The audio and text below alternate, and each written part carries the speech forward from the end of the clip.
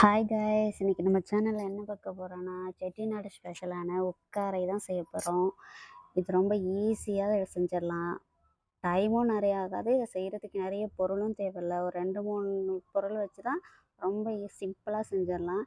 எப்போ உங்களுக்கு ஸ்வீட் சாப்பிடணுன்னு தோணினாலும் இதை செஞ்சு பாருங்கள். நான் செய்கிற மாதிரியே செஞ்சு பாருங்கள், இன்னும் சூப்பராக இருக்கும். அல்வா டேஸ்ட்லேயே தான் இருக்கும். வாயில் வச்சோன்னே நல்லா உருகும். சரி வாங்க, ஓகே. இது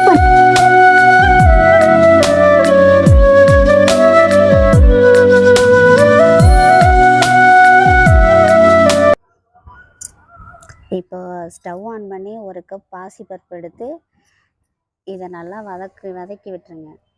கொஞ்சம் பொன்னிறமாக வர வரைக்கும் வதக்கணும். கலர் லைட்டாக மாறினா போதும், ரொம்பலாம் தேவையில்லை. உங்களுக்கு பார்க்கும்போதே தெரியும், லைட்டாக செவந்திருக்கும். அந்த பக்கத்துலேயே ஸ்டவ் ஆஃப் பண்ணிக்கலாம். மறக்காமல் சேனலை லைக் பண்ணிவிட்டு சப்ஸ்கிரைப் பண்ணிடுங்க. இப்போ ஓகே, இந்த இதுக்கு போதும். இப்போ ஸ்டவ் ஆஃப் பண்ணி இதை தனியாக எடுத்து வச்சுக்கலாம். இப்போ எடுத்து வச்சுட்டு இதை குக்கருக்கு மாற்றி வச்சுக்கலாம். இப்போ இதை தண்ணி ஊற்றி ஒரு 2-3 டைம் நல்லா அலசி எடுத்துக்கோங்க.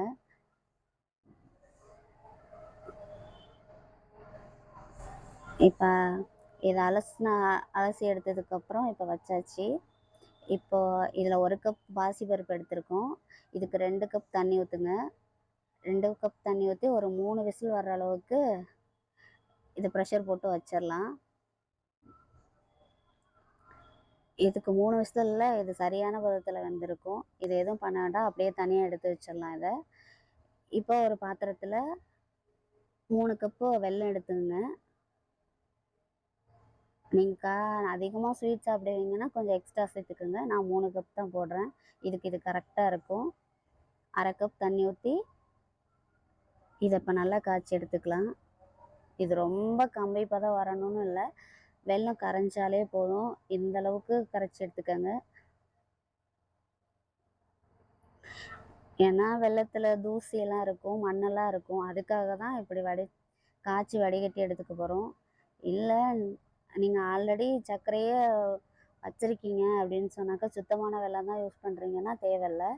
இப்போ ஓகே, இதுக்காக வெல்லம் ஃபுல்லாக கரைஞ்சிருச்சு. இதை இப்போ தனியாக எடுத்து வச்சுக்கலாம்.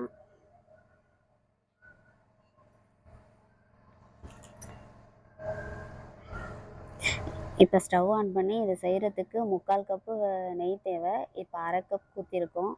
உங்களுக்கு வேணும்னா இதில் 1/2 கப் ஆயிலும் ஊற்றிக்கலாம், ப்ளஸ் நெய்யும் ஊற்றிக்கலாம்.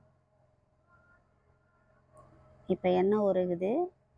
இப்போ எண்ணெய் உருகுனதும் இப்போ வீட்டில் நார்மலாக உப்புமா செய்கிறதுக்கு வச்சுருப்போம்ல, அந்த ரவை தான்.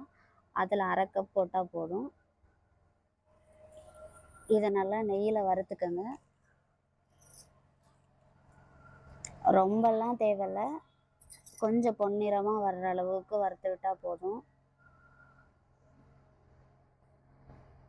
இப்போ இதோட 1 கப் தேங்காய் துருவி வச்சுருக்கோம். இப்போ அதை தான் போட போகிறோம்.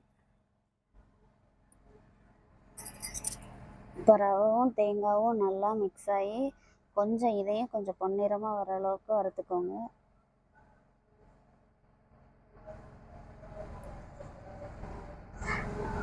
அதுக்குன்னு ரொம்ப கருகிற அளவுக்கெல்லாம் வேண்டாம், மீடியம் ஃப்ளேமில் வச்சு இந்த அளவுக்கு இருந்தால் போதும்.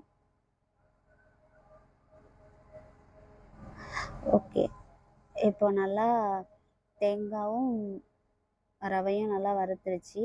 இதில் இப்போ பாசிப்பருப்பு ஆட் பண்ணிக்கலாம்.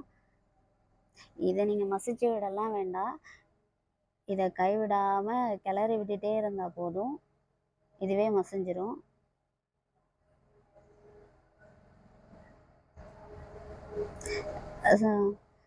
இது அடுப்பை சிம்மில் வச்சே கிளறி விட்டுட்டே இருங்க.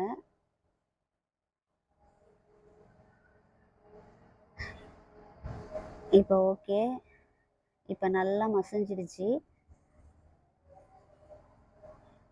இப்போ வடிகட்டி காய்ச்சி வச்சுருக்கோம்ல வெள்ளைப்பாகு, அதை எடுத்து இதில் ஆட் பண்ணிக்கலாம். வடிகட்டி எடுத்துக்கோங்க. இப்போ பாருங்கள், தூசியெல்லாம் இதுலேயே வந்துருச்சு. இப்போ நல்லா கிளறி விடலாம். இப்போ பார்க்குறதுக்கு இப்படி இருக்க மாரி தான் இருக்கும். கொஞ்சம் தண்ணியா. போக போக கொஞ்சம் நல்லா இறுகிடும். சிம் அண்ட் லோ ஃப்ளேமில் வச்சு கிளறி விட்டுட்டே இருங்க. ஓகே. இப்போ இது இப்படியே இருக்கட்டும். இப்போ 1/4 கப்பு நெய்யும் ஆட் பண்ணி சிம் லோ ஃப்ளேமில் தான் இருக்கணும். ஹையில் வச்சிடாதீங்க. இதிலேயே வச்சு நல்லா கிளறி விட்டுட்டே இருங்க. இப்போ பாத்திரத்தில் ஒட்டாமல் ரொம்ப தண்ணியாகவும் வச்சிடாதீங்க. இந்த பதத்தில் இருந்தால் போதும். இன்னும் கொஞ்சம் ஆற ஆற அதுவும் கொஞ்சம் இறுகிடும். இப்போ நான் ஒரு 10, 15 முந்திரி பருப்பு நெய்யில் வறுத்து வச்சுருக்கேன். வாசத்துக்கு ஏலக்காய் பொடி இது 2யும் சேர்ந்து மிக்ஸ் பண்ணி ஒரு 2 நிமிஷம் கிளறி விட்டால் போதும். இப்போ பாருங்கள், இந்த பதத்தில் ஸ்டவ் ஆஃப் பண்ணிடுங்க.